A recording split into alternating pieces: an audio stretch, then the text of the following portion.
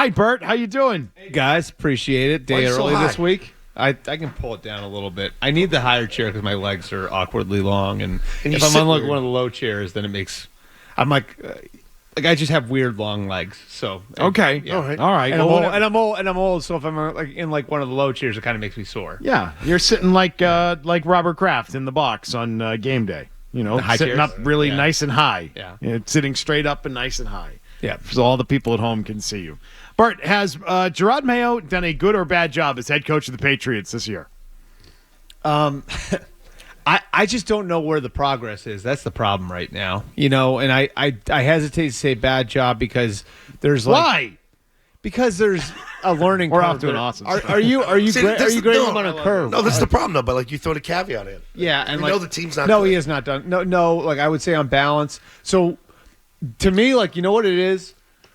That Arizona team's well coached, and I know people think because it's the Cardinals, it's a bleep show and everything else. That Arizona team's coming along, and I look back at last year, and to me, like it was right there for everybody to look at. Like, I think it's the best example we've seen all year of a team that is a year ahead of where the Patriots are, right? Like, where you want to be. And go back and, like, Arizona was no good last year. The talent was bad. The GM, Monty Ossenford, who used to be here, right. Jonathan Gannon, who came from Philly, they inherited a mess, right? Like, and they had Kyler Murray, who wasn't going to be available till November or whatever it was because he was coming off the ACL. And, like, last year, they looked like a mess early on, and then at the end of the year, they won in Philly, they won in Pittsburgh, and a year later, they're not one of the best teams in the league, but they're a pain in the ass to play, and they're 500. You know? And so, like, if you look at that team on the other side, and I'm not here to break down the Arizona Cardinals, so nobody has to worry about that, but I just think, like, it was such an example. If you look at Arizona and you look at where they were in December of last year, and now you look at this team, and I watched them. That looks like a well-coached team. And, like, even their ability, like, so the Marvin Harrison thing, Gonzalez looked great. Gonzalez was the one bright spot in that game, right? Oh, he owned him. Right, so he did a great job. They had an ability to go away from Harrison, and they were like, okay, we're going to use Harrison to take your best player out of the game, and then we're going to beat you with everybody else. So it was McBride, it was Connor. It's a really well coached team. Like, and I that doesn't mean I think they're going to win Super Bowls or anything like that, but like they look to me like outside of some hiccups early in the game, like a really well put together operation. I don't know if you saw that. So, well, I would just tell you why you haven't seen the progress. If you want that question answered, you haven't seen. You can't see progress. You don't know where that progress is because there has not been any. Right. They are going in the opposite direction. They're regressing. They're not. Yeah. There's no progress. They're regressing. They're a worse team now. I know. Okay, answer it this way: Are they a better or worse team now than they were a year ago? Worse. Okay, there you go. That's why you haven't seen the progress. That's why he's doing a bad job. People think I'm flipping on this. I still, you know, again, like I think Gerard's got a lot. He's got potential as a head coach. But what really concerns me, okay, is and this is one thing I've been consistent on. Like people have acted like I flipped on this. I didn't. I said like what you want to see is at the end of the year, you want to see signs of what they're going to become. Maybe not what they are already, but what they're going to become. I've seen the signs. They're not good. I mean, like that's. But you want to see like what Detroit, like in 2021, going into Arizona and winning a game against an Arizona team that wound up in the playoffs. Like, and I know like that won't. You like people didn't pay attention to that. I talked to Jared Goff about that this summer. He's like, we knew we were on our way when we did that. Like, and it's like it still was going to take a while, but you could see the signs of what we were going to become. And I watched the team, and I don't know what they're going to become. Yeah. Don't know. I agree with what that are stuff. they? Who are you? Like, what's your identity? What are you building? And, like, that's the problem, is you don't see it. It just looks like every week they're trying to keep the thing from imploding. Are you shocked? I think you can rephrase the question. Is like, are you shocked, like, he hasn't made an impact defensively? Why do I have to rephrase the question? Well, because has he done a good job? Has he done a bad job? It's really not that sophisticated. I don't think he's that involved offensively. One thing that means you're a bad coach. That means you're not doing your job. One thing I am like really surprised by. This is kind of my point. Can I just stop for a second and be the a-hole for a moment? Yeah. This is my point. I don't know when everybody got so cautious in this town and won't just call it for what it is. The guy's done a really bad job as head coach of the New England Patriots, and I don't know why we even have to debate that. It's not even that debatable here on December 18th, 2024. It's not that hard, guys. Here's what surprises me. What really surprises me is I think the offense is better than the defense now, and the offense is terrible. Oh, I totally agree. But the offense, like I would just say, based on what they're working with, at least they create some sort of threat, and they're able to do some things where you look at it and you say, okay, like they're making progress. The quarterback's getting a little bit better. They're able to use their tight ends, right? Which I think is the strength of the. Yep. If you look at the strength of the group, the strength is the two tight ends. They were able to kind of pivot and work with the tight ends. They've gotten more out of Antonio Gibson. Gibson's been big last 2 weeks. So you see things like on offense where it's like, okay, like if they are good in a year or two, I could see that being part of it. What are you seeing on defense that's giving you any hope? That's my concern because other than Gonzalez, which is just like go cover that guy. Right. You know what I mean? But that's easy. Lockdown corners could do that. Right. But I've seen that shift. Like I came into this year thinking this defense was going to be the strength of this team. Yeah. Just based on what you did last year and the players that you had coming back. I mean, we didn't even have Gonzalez for 75% of the year last year. Right. And now you got a lockdown corner. We can't really do anything with it. And I look at it and I go back to the hiring on defense, and it's on offense. Like you hire Van Pelt, and then you backstop Van Pelt with Ben McAdoo, and you let Van Pelt bring in some experienced assistants with him. And on defense, what were you doing? Like you have Gerard Mayo, who is going to have to learn to become a head coach, right? Like, and we all agreed. I think even back in July and August, there was a steep learning curve for him because he just doesn't have a ton of experience, right? So so you're gonna throw the keys to the defense to DeMarcus Covington, who is coming from a position as the D-line coach that generally that D-line coaches are specialists. Generally, they don't become coordinators unless there's another stop in between as a linebackers coach or something else. DeMarcus Covington, where was he on the pecking order last year as far as defensive coaches? Fourth at best, right? Third at best. Fourth. Well, if you factor Bill in, Bill, absolutely Steve, fourth. Gerard, yeah. Yep, Bill, right? So like Bill, Steve, Gerard, DeMarcus. So you go to the fourth guy on defense to run your entire defense, right, this year, and who did you like? What experienced guy did you like? Where's the Ben McAdoo for that side of the ball? Well, because I don't know. You've got a head coach who played defense in the NFL and was the communicator in the middle of a defense for a decade. You would think that after 5 years of also coaching, and all I heard when he got hired from you and others was about how his playing experience matters and counts. That those years count as experience.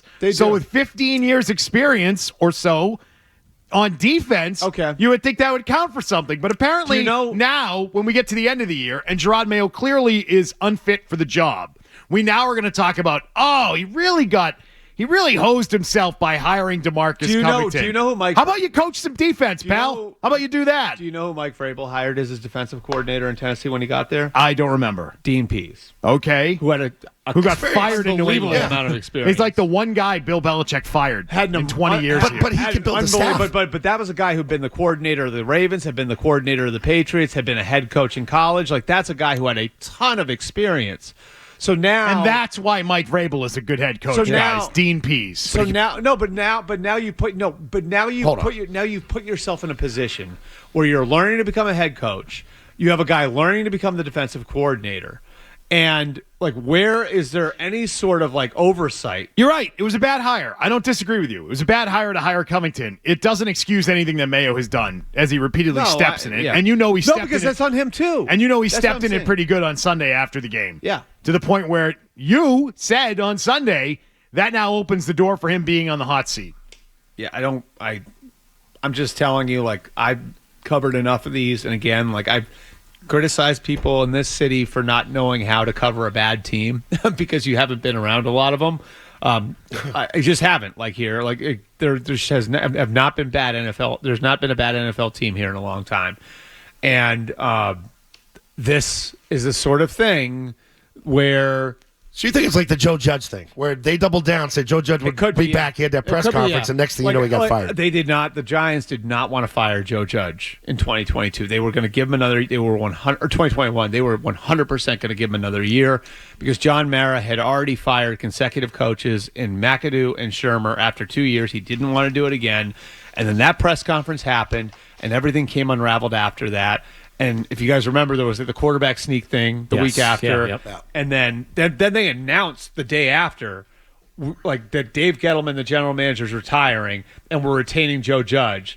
And then 2 days later, they fired him. Well, the Patriots have not said they were retaining Gerard Mayo. They've leaked it out there through their people in media that he, going into December, was in a good spot and was going to be safe. But then Sunday happened, and I'd like to amend a take from yesterday about keeping Gerard Mayo until the end of the season. I think there's a scenario in which he should be gone on Monday. He steps in a big pile of poo. He's got to then come back on Monday and tell you, didn't mean it.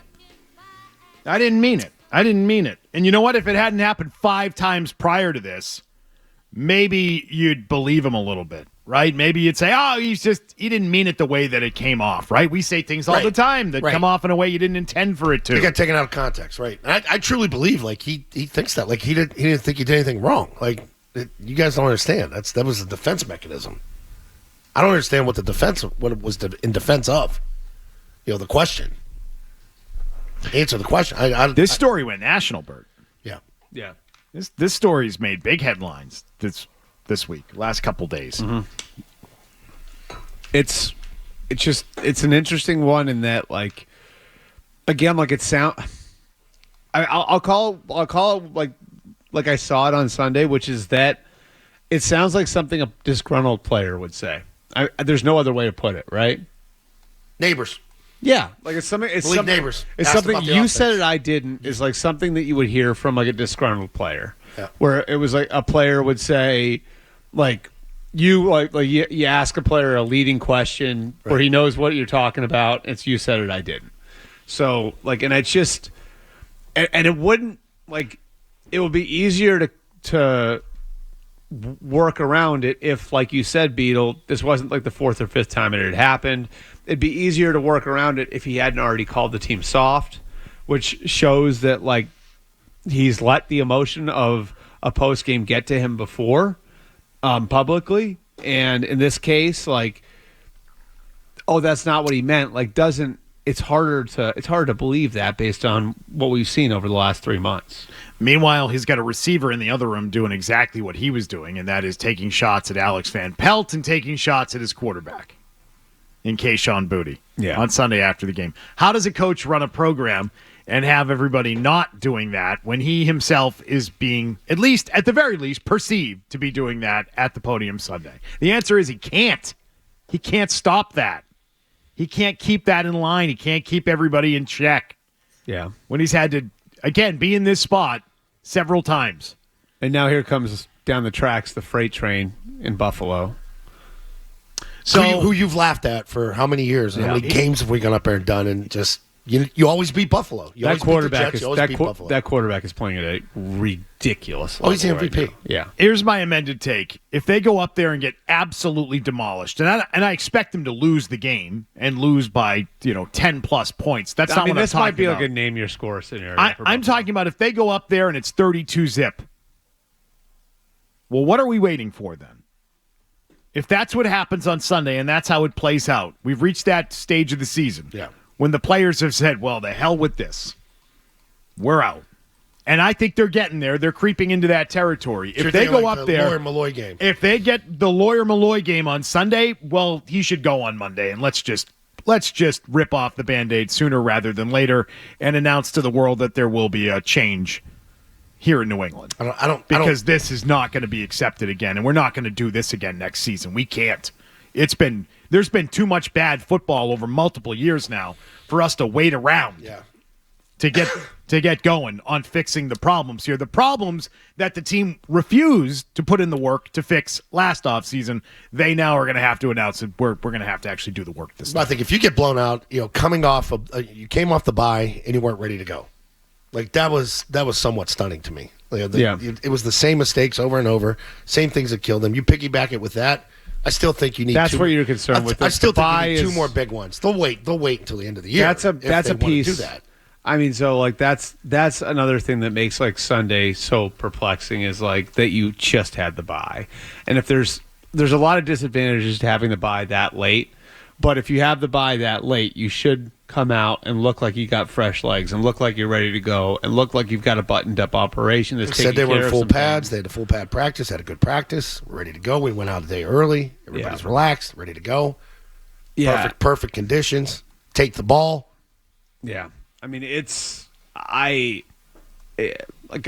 just hard for me to see what you have to hang your hat on right now. And I'm not with you on that, Beetle. Like, I don't think they fire him on Monday. I think it's still more likely than not he's back in 2025. But I think what a shame. I think what that press conference did was it put him and everyone on that staff on notice.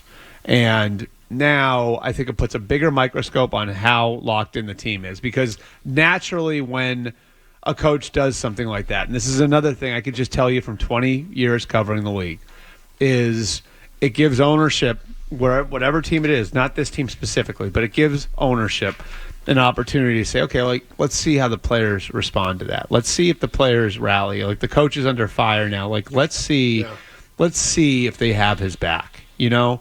And so that part I'm with you on is like, I think they're going to lose Sunday. There's nuance to what that looks like. And if it's a hard-fought 21-10 whatever law, then fine. Then that's good enough.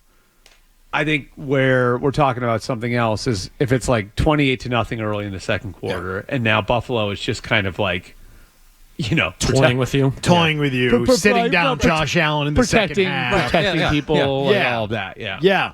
Then I don't really understand. Well, what is the point of all this?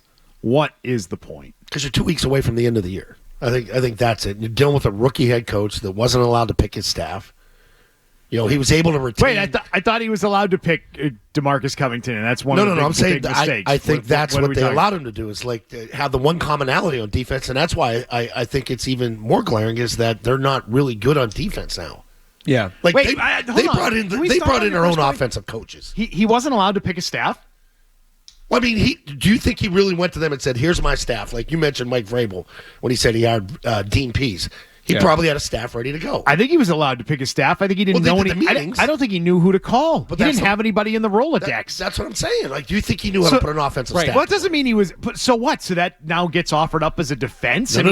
It's more of an indictment. You're missing my point. It's more an indictment on the defense, because you know what? We're going to put this offensive staff together for you. Your strength is defense. We're going to allow you to keep, the common guys that you know on defense that you coach with, and put this thing together and allow DeMarcus to be the DC, and you help him, and you guys be good on defense. Right, but he was allowed to pick his staff. Exactly. But he interviewed Alex Van Pelt, along with Robin Glazier, and he interviewed and Elliot Wolf. Those were the three people in the room. You understand as what it's been reported? Yeah. Like, how weird were those meetings, you think, Bert? How weird do you think that those interviews went? As we've heard in some reporting recently, that it was an odd scene. Because they haven't done it in forever. Yeah, I mean, I think it was a little different and strange. And, like, I think for the people who did come in here, it was... Have any of those people actually done the interviews of any coaches before? Those interviews? That was my question. Yeah. Has Elliot Wolf interviewed coaches before? Well, Elliot Wolf was involved... as, like, a main guy? I'd have to look back. I think in Cleveland... I want to say in Cleveland he was. He would have been in the room, right? As an assistant GM, you're in the room. Yeah. But he's not making the call. No, he's not. He doesn't have the trigger. Yeah. So he would be the only one in there that had any experience even sitting in one of those interviews. Right. Because Gerard Mayo never got interviewed, so he doesn't know what those go like. Yeah. He got brought on by Bill, who was begging him to come coach, and then he just got handed a head coaching job without ever going through a process. So he didn't even have the experience of being on the other side of the table before. But that's why, like, I think they went whacking, because all this was sort of a problem for him. Because if Vrabel comes back wherever he goes, he's got a staff already in mind. That's my point. It sort of feels like, to me, like ownership indicted Belichick as the criminal and then hired all the accomplices. That's a good way of putting it. I like that analogy, Bert. Yeah, it's good. I like the way you put that. That's nice. It's tidy, and I like it. Yeah. Yes. I mean, all of the co-conspirators got promotions. Well, yeah, others would say that the only change you made was getting rid of the greatest coach of all time in a dysfunctional organization. It felt like that way for a while. Well, but it's like that was the problem that I had from the beginning with, like, and I get, this is something I've said since January. Like, why not, like, give yourself the ability to just go through the process? Yeah. And even if you think you're going to hire Gerard, like, Pittsburgh is a great example. If you go back, and Pittsburgh hadn't done it forever at this point either, but when Bill Cowher walked away after, 14 years there, everyone thought it's either Ken Wisenhunt or Russ Grimm. One or the other is getting this job. They won a Super Bowl just 2 years before that. Cowher's program never really fell off. Like, they have to go inside. They have to do something inside. And they went through a full process. They said, we're going to be open-minded about this. Yes, we love Ken Wisenhunt. Yes, we love Russ Grimm. And then Mike Tomlin blew them away, and the rest is history. And so why wouldn't you go through that? Like, what was the rush? Like, Bill Felling was the rush. Were you that concerned with optics about, like, looking like you had this, like, unbelievable belief in Gerard? Like, were you that concerned with the optics? Like, that you had to sell this? No, they're probably excited about it. Or is it more important to get it right? Is it more important to get it right? Bill warned them. And even if it's Gerard, at the end of it, like, at least then you've gotten to see inside what 8, 10, 12 different organizations are doing, and you're able to gather that information and give it to Gerard and say, here's what a bunch of other teams are doing. You go through the same thing on the GM side. The Chargers, it was like in December of last year when they it was after a Thursday night game that they fired Brandon Staley, right? That night, you can go look it up on my Twitter. I posted a picture of Jim Harbaugh in a Chargers jersey from when he was a player. Yeah. It was obvious that Jim Harbaugh was the natural fit there, right? They interviewed like 15 people for that job. They hired Jim Harbaugh's pick for GM, which was Joe Ortiz, who worked for John Harbaugh in Baltimore, right? They interviewed like 12 guys on the GM side. So the Chargers went through this thorough process, despite the fact that, like, the end result is what they would have done at the very beginning, where it's like, yep, Jim Harbaugh's our coach. Jim, you pick the GM. Imagine that the Chargers, the Spanos family, doing a better job of running a football team. Well, it confirms the way they feel, too, though, if you do that, right? Don't you feel better about Harbaugh if you go through that and you say, yes, that is our guy? Right. Yeah. And, like, Harbaugh was I think anybody would tell, like, Jim Harbaugh was, to me, like, Jim Harbaugh, the lack of Jim Harbaugh's inability to get a job like the last 2 or 3 years says a lot about NFL owners, period, that they don't want to be in a position where the head coach has more power than them, or like all that stuff, right? But you could have, like, it was an easy, logical hire. You didn't need to interview 15 people to come to that conclusion. But you did it, and the organization benefited from it because you got to see the way a lot of other teams do business.